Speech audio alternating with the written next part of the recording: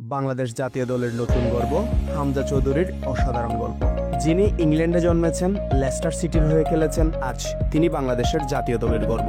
হ্যাঁ, আমরা কথা বলছি হামজা চৌধুরীকে নিয়ে। চলুন জেনে নেই তার অসাধারণ ফুটবল যাত্রার গল্প। হামজা চৌধুরীর জন্ম ইংল্যান্ডের লাভবারো শহরে 1997 সালের 1 অক্টোবর। তার বাবা গ্রেনাডিয়ান এবং মা বাংলাদেশের সিলেট জেলার মেয়ে।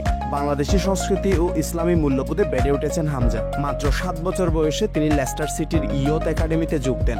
সেখান থেকেই শুরু হয় তার পেশাদার ফুটবল ক্যারিয়ারের যাত্রা। লেস্টার সিটির হয়ে 2017 সালে মূল দলে অভিষেক হয় হামজার।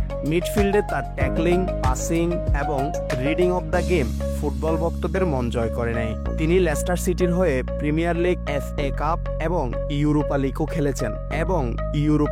খেলেছেন। তারপর তিনি ওয়াটফোর্ড ক্লাবে যান, আবার ফিরে আসেন লেস্টারে। এতদিন সবাই কেবল ভাবতেই পারত হামজা কি একদিন বাংলাদেশের হয়ে খেলবেন, এবং অবশেষে সেই স্বপ্ন বাস্তব হয় 2024 সালের 6 জুন, যেদিন হামজা চৌধুরী বাংলাদেশ জাতীয় দলের জার্সি পরে মাঠে নামেন। এটা ছিল বিশ্বকাপ কোয়ালিফায়ার ম্যাচ, যেখানে তিনি অসাধারণ খেলেন। বাংলাদেশের ইতিহাসে তিনিই প্রথম ইংলিশ প্রিমিয়ার লিগ খেলা ফুটবলার যিনি জাতীয় দলে অভিষেক করেন। আর আগামী 10 জুন 2025 হামজা আবার মাঠে নামছেন বাংলাদেশের হয়ে। এটা শুধু একটি ম্যাচ নয়, বরং প্রজন্মের গর্বের মুহূর্ত। হামজা একজন বিশ্বাসী মুসলমান।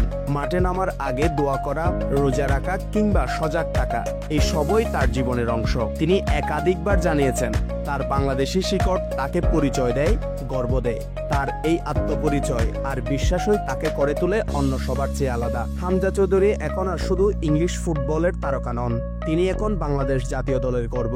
বাংলাদেশের তরুণদের অনুপ্রেরণা হয়ে উঠেছেন তিনি।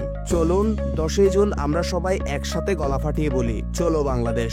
আর হ্যাঁ, এমন গল্প পেতে সাবস্ক্রাইব করতে ভুলবেন না। অবশ্যই অপেক্ষায় থাকুন শিবলজির নেক্সট এপিসোডের জন্য।